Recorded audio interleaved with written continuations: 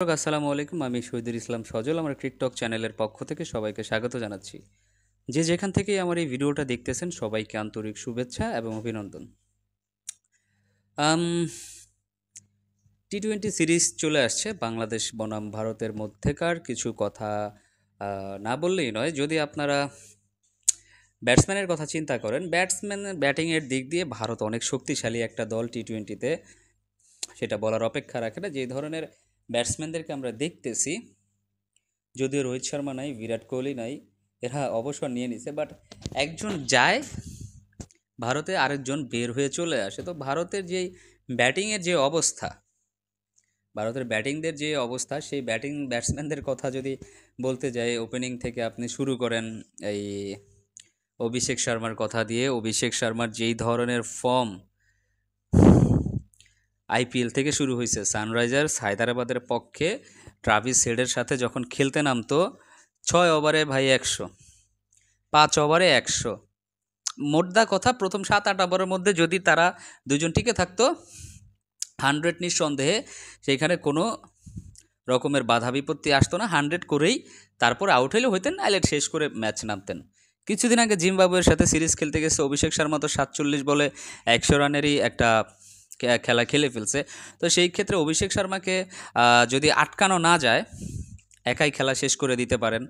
তার সাথে আছেন সূর্য কুমার যাদব, তার সাথে আছেন হচ্ছে আপনার ইয়াশিস জয়সওয়াল, তার সাথে আছেন হচ্ছে আপনার শিবম দুবে, তার সাথে হচ্ছে আপনার রিঙ্কু সিং। ভাই একজনের চাইতে একজন হার্ড হিটার। আপনি কাকে আটকাবেন, কাকে থামাবেন, তো এটা নির্দিষ্ট দিনেই বলা যাবে যে আসলে কাকে আটকানোর জন্য, কাকে থামানোর জন্য কোন বোলারটা নির্দিষ্ট দিনে কাজ করবে। তবে ভারতের যে ব্যাটিং লাইন আপ,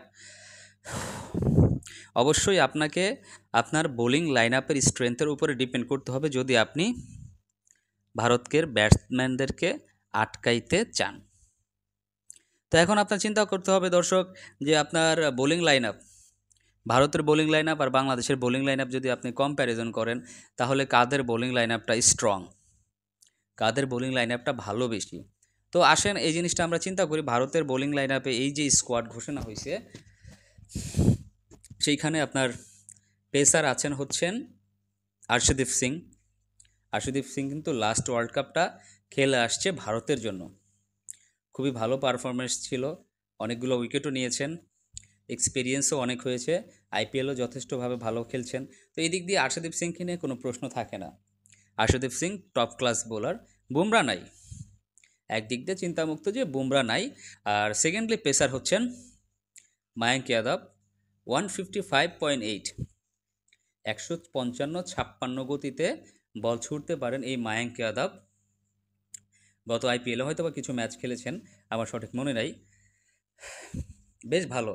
তার পেস সামলাতে গেলে বাংলাদেশের ব্যাটসম্যানদেরকে হয়তোবা অনেক বেশি ঝামেলা পোহাতে হতে পারে, আমি শিওর না, খেলার দিনই বলা যাবে। এইগুলো আরেকজন হচ্ছেন হর্ষিত রানা। হর্ষিত রানাও কিন্তু বেশ ভালো একজন বোলার, যদিও ইন্টারন্যাশনাল ক্রিকেট খেলার মতো এক্সপিরিয়েন্স এখনও হর্ষিত রানার হয় নাই। বাট যেহেতু মনে রাখতে হবে, প্রত্যেকটা বোলার আইপিএল খেলা বোলার, আর প্রত্যেকটা বোলার ইন্টারন্যাশনাল ব্যাটসম্যানদেরকে ফেস করে আসতেছে। শুধু যে বাংলাদেশি ব্যাটসম্যানদের সামনে তারা বল করতে আসতেছে, ব্যাপারটা কিন্তু আসলে তেমন না। তারা যথেষ্ট ভালো মানের বোলার বিধায় তারা আইপিএল থেকে খেলে এসে চান্স পেয়েছে। এবার আসেন অলরাউন্ডারের কথায়। হার্দিক পান্ডিয়া একাই 100, ব্যাটিংয়ে বলবেন 30 বল খেলে 60 রান করে দিবে, বোলিংয়ে 4 ওভার বল করে 20 রান দিয়ে 3 উইকেট তুলে নিবে। এটা আমরা দেখে আসছি, স্পেশালি এই ওয়ার্ল্ড কাপে যে হার্দিক পান্ডিয়া ওভারটা করেছিলেন, last over Hardik Pandya one of the hero ইন্ডিয়ার জন্য। তো সেই হার্দিক পান্ডিয়া কিন্তু এই স্কোয়াডে আছেন। স্পিন বোলারের কথায় আসি। ভারতের স্পিন বোলিংয়ের আছেন আপনার বরুণ চক্রবর্তী, যিনি কেকেআরের হয়ে আইপিএলে রেগুলারই খেলেন। আরেকজন হচ্ছে রবি বিষ্ণয়, ইন্ডিয়ান এই টিমের একজন নিয়মিত খেলোয়াড়। তো এই ছিল ইন্ডিয়ান বোলিং লাইন আপ। তো এখন দর্শক বাংলাদেশের বোলিং লাইন আপ নিয়ে যদি ডিসকাশন করতে যাই, বাংলাদেশের বোলিং লাইনে আছেন হচ্ছেন আপনার Taskin Ahmed, Shoriful Islam, one and only Mustafizur Rahman the Fizz. তারপরে স্পিনিং ডিপার্টমেন্টে আছেন আপনার মেহেদী হাসান মিরাজ, রিশাদ হোসেন, তারপরে আছেন হচ্ছেন আপনার শেখ মেহাদি। তো মোটামুটি এই যে আর নতুন আরেকজন স্পিনারকে অ্যাড করা হয়েছে, রকিবুল হাসান, আন্ডার-19 থেকে আসছেন। তো এই হচ্ছে বাংলাদেশের বোলিং ডিপার্টমেন্ট। তো আমার কাছে মনে হয় যেন ন্যাশনাল টিমে খেলার দিক দিয়ে বাংলাদেশের বোলারদের এক্সপিরিয়েন্স অনেক বেশি, তারাও ন্যাশনাল টিমের প্লেয়ারদেরকে ফেস করে আসছে।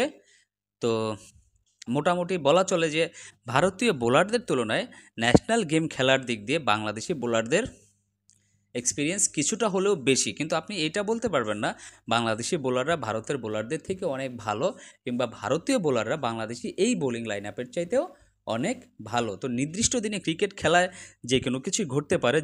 তবে আমার কাছে মনে হয় এই দুইটা টিমের মধ্যে যেই টিমের বোলাররা বেশি অ্যাগ্রেশন দেখাবে, যেই টিমের বোলাররা বেশি পরিমাণ পজিটিভ থাকতে পারবে, আমার কাছে মনে হয় সেই টিমেরই জয়লাভ করার চান্স বেশি আছে।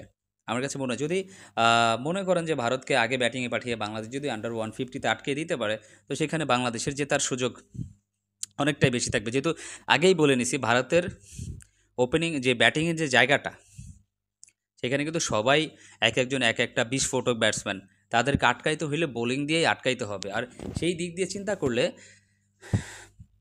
বাংলাদেশি বোলারদের ন্যাশনাল গেম খেলার, ইন্টারন্যাশনাল গেম খেলার এক্সপিরিয়েন্স বেশি আছে। হোপফুলি আশা করা যায় যে বাংলাদেশি বোলাররা হয়তো ভালো কিছু এনে দিবে আমাদেরকে এই টি-20 ম্যাচগুলোতে। যেহেতু আমরা টেস্টে ভালো কোনো ফলাফল করতে পারিনি, সেটা ব্যাটিং ব্যর্থতায় হয়েছে। বোলাররা যে খুব একটা খারাপ করছিল সেটা কিন্তু বোলাররা ভালোই করছে। আমার আশা থাকবে এটাই যে টি-20তেও বাংলাদেশের বোলাররা অনেক বেশি ভালো খেলবে, যাতে করে তারা ওই ভারতের ওই ভালো ভালো ব্যাটসম্যানদেরকে খুব দ্রুত আউট করে দিতে পারে, সেই আশাটাই আমরা করব। তো দর্শক, আপনাদের কি মনে হয় বাংলাদেশের টিম কি পারবে ভারতীয় ব্যাটসম্যানদেরকে আটকায় রাখতে, কিংবা আপনাদের কি মনে হয় দুই টিমের যে বোলারদের নাম বললাম তাদের স্ট্রেংথ কোথায়, এদের মধ্যে কোন টিমের বোলাররা আসলে শক্তিশালী বেশি, কাদের এক্সপিরিয়েন্স বেশি, কারা বেশি এগিয়ে আছে, সেগুলো অবশ্যই আপনারা আমার এই চ্যানেলের কমেন্ট সেকশনে কমেন্টস করে জানিয়ে দিবেন। পরবর্তীতে আরেকটা বিষয় নিয়ে কথা হবে আপনাদের সবার সাথে। সেই পর্যন্ত সবাই ভালো থাকবেন, সুস্থ থাকবেন। আসসালামু আলাইকুম।